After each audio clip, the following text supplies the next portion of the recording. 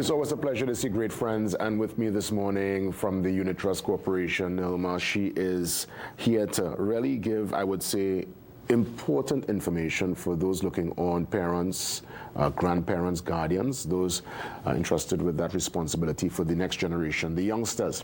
And of course, Nilma Campbell, she is a sales coach and someone who, with her wealth of experience, can really speak in a way we can all understand, because financial literacy, investment for the youngsters, very important. And I want to start off on that particular note to find out why it is so important for children to at least understand finances, financial literacy. Why is this conversation so important when we consider children in the next generation? Nilma, great to see you. Good morning. Good morning, Jason, and it's good to be here. Great Good morning to our viewing public as well.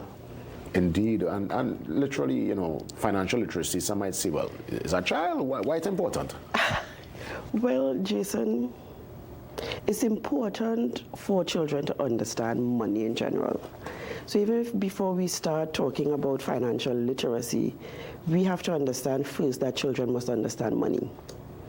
And it is said that in some instances, even as early as 2 or 3 years old, they understand that you need money to buy things or to get things. Mm-hmm.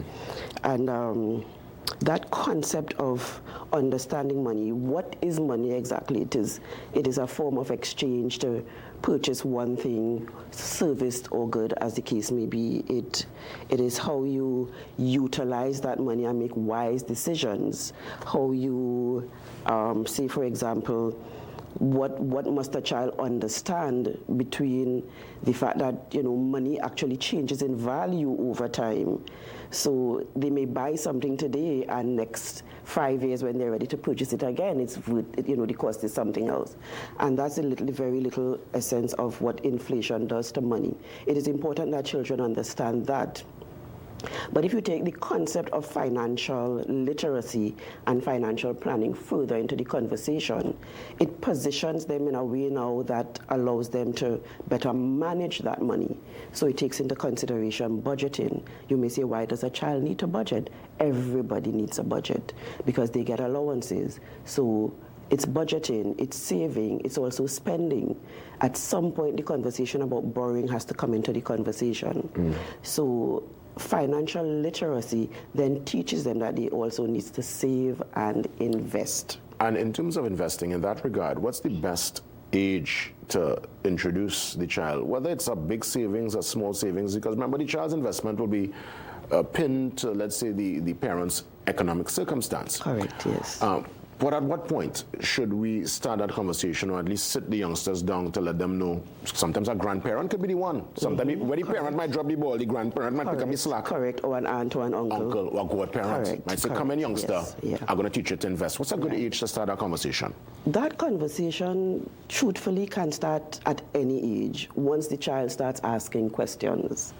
So if you take financial planning from the very beginning, talking about money, and you start teaching them about saving and investing, because we understand today that a lot of children look at social media and feel that the life they see on social media is what it is. So it gives them a sense of instant gratification.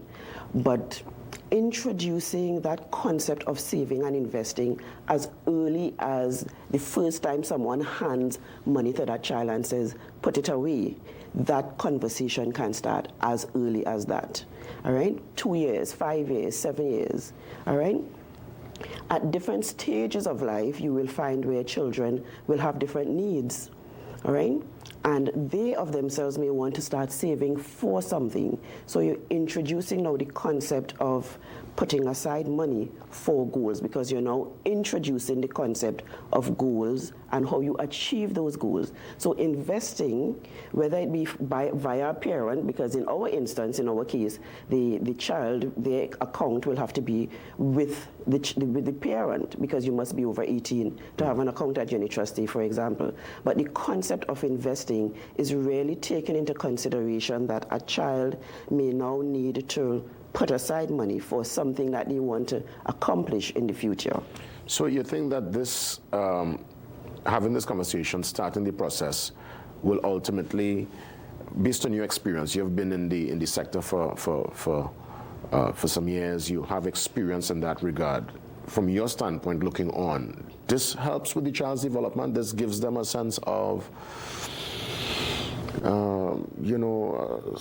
sustainability. They feel good about themselves. What's been your experience? Definitely. Children always like to know that they can do something. So even us as parents, we need to facilitate that process for them. In some instances, when you introduce that concept of allowance, then you may also want to introduce the concept of earning. So you may, as a parent, allow the child to maybe do activities or chores, as the case may be. And wash the car for 20, wash the right, do this. Correct. Yeah. And when you do that, it gives them a sense of responsibility, and it also gives them a sense of independence, that they can accomplish something. Because even when you look at a child who maybe, say for example, they want a fancy phone, or they want the PS5 or the Nintendo Switch, or they want to go to maybe a water park, something simple. They want to maybe go to the movies. And at some point, when you start putting aside that money, they may be able to say, Mommy, I have XYZ. But even as a parent, we need to encourage that culture of savings and putting aside money, because you have to take into consideration they also need to understand the difference between a need and a want. Yeah. So even sometimes you may decide to take the child to the grocery with you. They're becoming teenagers. Let them know what the financial budget is for the groceries. And when you go to the grocery, they may now understand why it is you come home with A, B, C, or maybe rice, flour, the necessities versus what we may consider, the nice to have, like the snacks and so on. And I would imagine this will fall into the lap of those parents who are managing, let's say, a child with an exceptional talent. They've found their particular calling very early.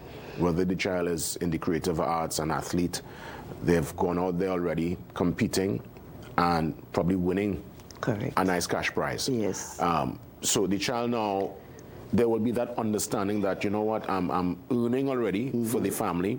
How does a parent or grandparent manage that scenario and ensure that, okay, yes, you put it away, but the child must also feel a sense that they will have a little access. It mustn't be that you're just hoarding all of this. Yes. Because I would imagine that's probably a strange dynamic, eh?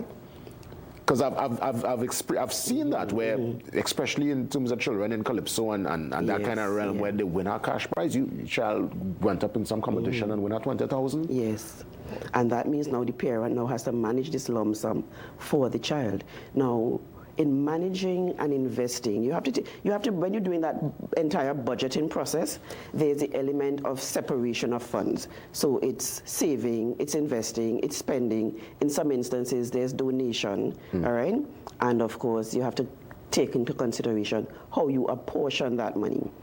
In terms of a situation where a child has their own money or they're earning funds, because we have some very young entrepreneurs today. That's true. Yeah. And the understanding that even if you're an entrepreneur, that you have to start thinking about your future down the road. Because if you're working for yourself, there's nobody to pay you a pension. So you may want to put aside some money, even at that young age, to say, when you retire, when you can't work anymore, when you can't sing anymore, you should have something set aside that would allow you to still be able to generate income. What will do that for you is what we call passive income. You can get that through investing, and you can also get it through your business. So another unit trust you mentioned, one needs to be about 18 to really start their own personal journey. But until such time, at least the child's name could be on the account. What's the recognition that a child will know, okay, there is something there could at least see the balance? So at Unit Trust Corporation, specifically for children, we have our Children Investment Starter Plan. Okay. That investment is held by the parent for the child. So the child is listed as a minor on the account. I always encourage parents, when children are saving, in terms of encouragement, you can maybe match what they are saving or match a percentage of it. But with that, you now have access to an investment, which is a mutual fund that allows your money to grow with time. It gives you the opportunity now to say, okay, it has the potential for what we call capital growth or capital appreciation, where your $1 or your $100 can become $200, maybe even $300, or even more than that, through the concept of equity investment. And equity investment may be directly through stocks on the stock market or through a mutual fund, which is what we offer, will allow you that facility in addition to the income that you get. So you get actually two types of returns: capital appreciation and income through dividends. If a grandparent or uncle, or as we mentioned, a godparent wants to take out this account for the child, is it the parent's consent is needed? No, it isn't. The owner of the account will be the adult, with the minor listed as the beneficiary. Okay. So if something should happen to that child to the adult before the child is 18, then the fund stays on the account, grows interest, gets capital growth and so on over time. And because equity investments allow you to sometimes battle inflation as well through the capital growth. So that account stays there until the child is 18, and then they can access it at that point. I'm really happy that, once an adult shows that particular interest in the child, they can really take the child and start this process, because sometimes a parent, again, as I said earlier, a child saving will be sometimes pinned to the parent's economics, situation, and sometimes even the parent might be in need of some financial literacy classes, as it were, or at least updates. At least there is that option to start investment and get that conversation of financial literacy going with the youngsters. I want to give you a chance to put some closing remarks in, Nilma, because this is a very important conversation. Yes. What I would say to any parent out there or any adult who cares for a child, it's never too early to start planning for their future. As an adult, you know what you would like that child's future to look like. Start today. All right, you have options in terms of opening an account through Unit Trust Corporation. You can, but ensure that you also encourage that child, even from their allowance, to set aside, if not 10, 20% of whatever you give them on a daily basis or on a weekly basis. Thanks so much for being here, and thanks so much for the great information. All right. We get ready for the 7 a.m. news update, much more.